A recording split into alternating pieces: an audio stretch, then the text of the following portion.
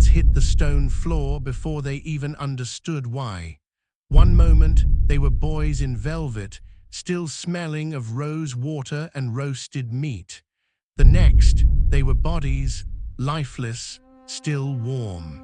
Two children, noble by birth, slaughtered by power, executed without trial, without warning, inside the very heart of a royal fortress.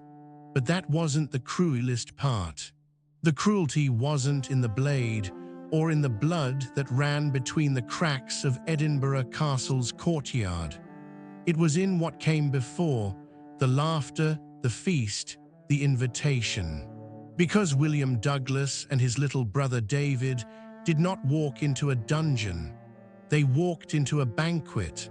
They were greeted with gold, honored with wine, and sat beside a boy king who smiled like a friend. Their killers didn't wear armor, they wore robes of state. And when the first course was served, the two brothers still believed they were guests. They didn't yet know that history had already fed on boys like them before, dragged through plazas, beheaded not for treason, but for breathing in the wrong century. They didn't yet know that some kings watch their enemies fall not from the battlefield, but from their own table. So tonight, we go back, not to the moment of death, but to the illusion before it. To the velvet masks of Scottish power, to a castle that echoed not with mercy, but manipulation. To a dynasty too powerful to live, and to the one name that terrified the crown more than any army ever could, Douglas.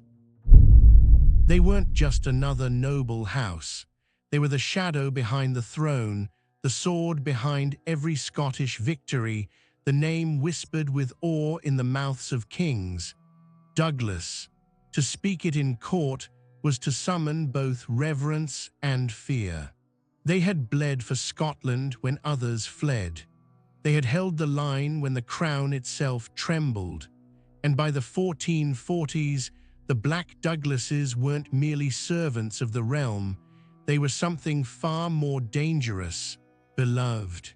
For over a century, the Douglas family had carved their legend into Scottish soil with steel. Men of war, masters of castles, allies to kings, and sometimes their rivals. Their rise began in fire, with loyalty to Robert the Bruce. But as generations passed, loyalty became influence, and influence became threat. By the time young William inherited the title of Earl, the Douglases commanded more land, wealth, and soldiers than the child king himself. Some said they had grown too big to kneel. Others whispered they had forgotten how. And William, barely 16, stood at the center of it all. A boy born into a legacy of terror and triumph, expected to lead armies before he could grow a beard. He wasn't a usurper. He didn't raise banners or call for rebellion. But in the eyes of Crichton and Livingston, the men behind the throne, that didn't matter. It wasn't about what William had done. It was about what he could do. Because every tyrant knows, children don't stay harmless forever. The twist was this: William wasn't reckless. He was careful. He obeyed the crown. He brought his little brother David with him to court as a sign of goodwill, to prove the Douglases were loyal. But goodwill, in a kingdom built on fear, is often mistaken for ambition. And nothing breeds paranoia like a boy with power he doesn't yet know how to use. The seeds had already been sown. Crichton and Livingston saw what the crown could not. A Douglas rising was a throne falling, and they were not going to wait for a war. They were going to end it before it began, with wine, with theatre, with silence. By the time William and David rode through the gates of Edinburgh Castle, the feast was already planned, the music already chosen, the butcher already waiting. They were not guests, they were sacrifices, and yet the boys still smiled. Because in their minds, they were walking into peace. But peace, as they would soon learn, is just the prettiest mask war ever wears. They came dressed like noble sons, but they were walking into a slaughterhouse. William Douglas, 16, tall for his age, eyes already shadowed by weight he never chose. David, his little brother, barely 10, clung to him in silence, more curious than afraid. They had no guards, no army, only a name and the belief that their world still followed the rules of honor. But the rules had changed, and neither of them saw it. William had grown up inside stories of loyalty, tales of his ancestors dying for Bruce, fighting for Scotland, protecting the crown when others betrayed it. But now the crown feared him. Not because he had rebelled, but because he hadn't. Power restrained is always more terrifying than power unleashed. William was calculating, calm, the kind of calm that made men in castles sleep less soundly. He didn't shout, didn't demand. He played the game, and that, in the world of paranoid kings and scheming regents, made him unbearable. David, on the other hand, was still a child. He liked falcons and poetry. He played in courtyards and asked questions no one wanted to answer. He wasn't dangerous, but that didn't save him, because in the logic of power, innocence is never proof against death. It is often the reason for it. A living younger brother meant the Douglas line could still continue, and that was unacceptable. The twist was that they were never truly alone. From the moment they entered Edinburgh, they were watched. Every step, every glance, every word recorded and weighed. The lords who greeted them smiled wide but stood slightly too far. The servants bowed too low. The castle echoed strangely, too quiet for a royal visit. Something had been emptied. Moved, prepared, but William didn't run. Perhaps he thought his presence at the king's side would protect him. Perhaps he believed their legacy still held meaning. Or perhaps he knew what was coming and chose to meet it standing with David beside him, because to flee would be to prove everything his enemies whispered. There were no warnings, no screams, just footsteps, whispers, a growing silence as the feast approached. Behind the walls, two boys waited, not for blood, but for bread. And in the great halls of power, the only thing more fragile than bread is trust. The king they came to honor was just a boy barely older than William, barely strong enough to lift a sword, yet crowned with the weight of a kingdom drowning in fear. James II sat on the throne, but he did not rule. He smiled at the Douglas brothers with soft eyes and clean hands, untouched by the calculations being made in his name. Because behind the throne, in the stone corridors and candlelit chambers of Edinburgh Castle, real power had different faces. Older, colder, sharper. Sir William Crichton, Chancellor of Scotland, and Sir Alexander Livingston, the regent, were not men who gambled with uncertainty. They had survived decades of political bloodletting by cutting faster than their rivals could think. And when they looked at young William Douglas, they did not see a teenager. They saw a threat sharpened by legacy and draped in velvet. They saw a rival to the very idea of monarchy, a noble line too beloved, too independent, too easy to rally behind. William didn't need to rebel, he only needed to breathe. And James, he was a symbol, a crown with a pulse. He could smile at William and mean it. He could play with David, laugh, share bread, and still be powerless to stop what was already moving through the corridors.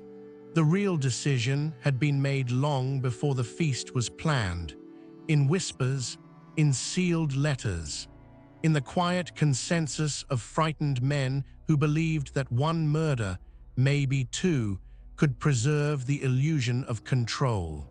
The twist was not that the king was a child. It was that the children were dying on both sides of the throne. William and David would lose their lives, James would lose his innocence, and neither of them had asked for this war. Everything was set. The guards had been chosen, the knives were already hidden, and in the kitchens below, the servants prepared the dishes with extra care, not because of honor, but because the feast was the stage. And on that stage, every detail had to be perfect: the wine, the meat, the music, especially the final course. And when the moment came, when the doors opened and the Douglas boys were led to their seats, nothing in the hall betrayed what was about to unfold. No tension, no trembling, just polished silver and candlelight flickering against stone, because the execution would not begin with a scream, it would begin with a plate. The platter didn't drip blood. It carried no blade, just a head charred black, mouth agape, eyes glazed in eternal scream. Not human, not yet. It was the severed head of a black bull, its horns still polished, its flesh seared to look almost ceremonial. And when the servants placed it before William Douglas, the hall fell into a silence deeper than prayer. Because in Scotland, the black bull's head wasn't food, it was a sentence. No words were spoken, they didn't need to be. Every man in that room knew what it meant. The ancient Highland symbol for death, unforgivable, unstoppable, irreversible. It was older than the crown, older than the castle, older than mercy itself. And now it sat between goblets of wine and half-eaten bread, staring into William's face like an omen he'd once read about in the margins of war stories. This wasn't a feast anymore. It was a ritual. William didn't flinch. His hands stayed still, his eyes narrowed. He knew the performance was over. Somewhere behind him, his little brother David whispered something, maybe a question, maybe a name. He didn't understand, but the boy king did. James turned pale, his appetite vanished, his fingers gripping the edge of the table as if he too had just realized what role he'd been made to play. Not a host, not even a witness, a mask. That was the twist. The king hadn't ordered it, but his silence made it law. Around them, the music kept playing, strings trembling under forced fingers.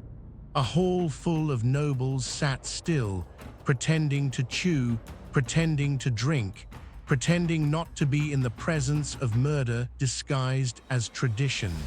No one ran, no one protested, because what had begun in shadows was now unfolding in firelight, and no one wanted to be the next name carved beneath the bull's stare.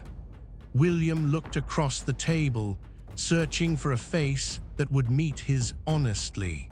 There were none, only smiles too tight, eyes too still, hands trembling just out of view.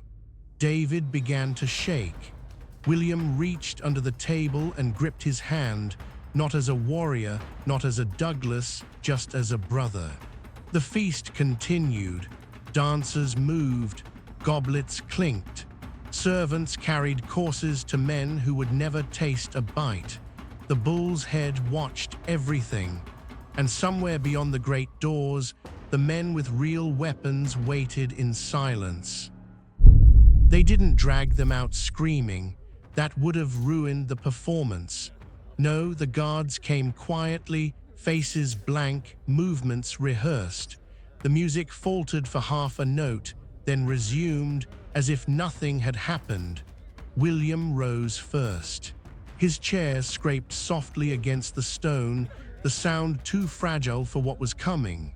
David hesitated, eyes darting to the king, then to the chancellor, then back to his brother. No one met his gaze, not even God. They led them down a corridor slick, with torchlight, each flame flickering as if it too recoiled. The castle's heart grew colder with every step. This wasn't the great hall anymore. This was the hollow core behind the walls, where honor could not reach and justice had no voice. Somewhere far behind, the feast still murmured on. But down here there was only stone, and silence, and drums, not real ones, not yet. But the sound was there, in the rhythm of boots, in the breathless stillness, in the pounding of blood behind young ears. The kind of drums that played before no war, only execution. David clutched William's sleeve. His voice cracked when he asked if this was part of the ceremony. William didn't answer. When they reached the courtyard, the cold was absolute. No crowd, no trial, just the two boys and the men sent to end them. The executioners wore no masks. They didn't need to. The message wasn't shame, it was clarity. William asked to speak. They let him. He didn't plead, he didn't curse. He looked at his brother and said only one thing, stand straight. Then he knelt. They took David first. That was the twist. The one horror William hadn't prepared for. They didn't make him watch his own death. They made him watch David's. A child, trembling, sobbing, calling for their mother between choked breaths. The blade didn't fall clean. The stone was slick before William's turn came, but when it did, he didn't blink. His eyes stayed open. The heads were left there for the castle to remember, and as dawn crept across the towers of Edinburgh, the feast above began to end. Plates cleared, chairs pushed back, toasts exchanged over a floor still echoing with screams. History would remember it as the Black Dinner, but to the people who had heard the silence before the strike, it was never just a dinner, it was a warning. The bodies were gone by morning, but the blood stayed. No servant scrubbed it. No stone was replaced. It dried where it fell, on royal ground, beneath royal orders, denied by royal mouths. But the city had eyes. Edinburgh breathed it in. Rumors became whispers, whispers became stories, and within days all of Scotland knew. The Douglas boys had been butchered at a banquet, and the king's silence was louder than any blade. The streets didn't riot. The people didn't rise. But something broke. Not like glass, not with noise, like bone, deep and irreversible.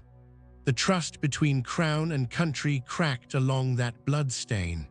If royal children could die behind castle walls with no trial, no cause, no resistance, then what did safety mean to anyone else? And worse, if the noblest name in Scotland could be lured in and slaughtered like livestock, then what was loyalty worth? They called it a political necessity, a preemptive strike. But to mothers watching their sons ride out to serve, to lords counting heirs by candlelight, to boys named Douglas now living in exile, it was something else. It was terror. Not the kind that bursts through gates, but the kind that waits behind them, smiling. The kind that wraps its hands around your shoulders and whispers, "Come to dinner." And behind that terror was a growing awareness that the men pulling strings weren't kings. Crichton and Livingston had engineered everything down to the final goblet, but they didn't rule Scotland, not openly. Their power depended on keeping the king small and everyone else afraid. That was the deeper twist. The murder of the Douglas brothers wasn't the end of instability, it was its rebirth. A seed, soaked in blood, dropped right in the heart of the realm. it would grow into rebellion, into revenge, into darker executions still to come. But in the days after the feast, the silence remained. No proclamations, no apologies, just a castle that rang hollow in its halls and a people who now watched the throne with new eyes, not reverent, not loyal, just waiting. Because blood on stone doesn't wash away, it soaks in, and soon it calls others to blade. Terror doesn't end with the last head that falls. It lingers, it echoes, it breeds, and from the moment the Douglas brothers' blood dried on castle stone, something began to shift in the marrow of the realm. The boy king, James II, did not weep. He did not rebel, but he remembered. He sat in that feast hall as a child while his guests were murdered beside him, and when he grew, he did not forget what silence had allowed. The irony was cruel. Crichton and Livingston had killed the Douglas heirs to keep the boy malleable, to remove the only threat large enough to challenge their grip. But they had forgotten one truth: trauma does not make kings obedient, it makes them dangerous. James learned that night that trust was a weapon, and that power came not from birthright, but from the willingness to be feared. Years later, James would take his revenge, not on his enemies, but on his creators. He would rise, old enough now to issue orders of his own, and summon the remaining Douglases to court, not to reconcile, but to finish what had begun at that cursed table. He would stab one of them with his own hand, blood spraying across royal garments, in a chamber not far from where William and David had knelt. It was not justice, it was ritual repeated. The cycle they started, he perfected. But James was not the only one shaped by that night. Scotland itself twisted. No longer a kingdom of banners and oaths, it became a stage of masks, of hollow alliances and meals laced with menace. Every noble gathering held the echo of clinking goblets and unseen blades. Every alliance felt like a trap waiting to unfold. The Black Dinner became more than an event. It became a warning carved into the nation's soul. A moment when the illusion of order cracked wide open to reveal what had always been beneath. A monarchy that fed on its future. And in the end, it wasn't just two boys who died that night. It was the last breath of honor between crown and country, and what replaced it was silence, the kind that waits, the kind that watches, the kind that always finds a new table to haunt. History remembers the crowns, the battles, the treaties, but it often forgets the dinner. It forgets that sometimes kingdoms are not broken by war, but by what happens in rooms where no sword is drawn. The Black Dinner was not a mistake. It was a message, a ritual dressed in formality, a sacrifice passed off as strategy, and it left behind more than just corpses. It carved fear into Scotland's bones. It taught children that loyalty could kill. It taught kings that silence was safer than mercy. And it taught the world that trust, once stained with blood, never truly washes clean. William and David Douglas were not threats. They were reminders of a power no one wanted to share and a fear no one dared name. Their deaths fed a kingdom starving for control, and the echo of that silence still rings through history.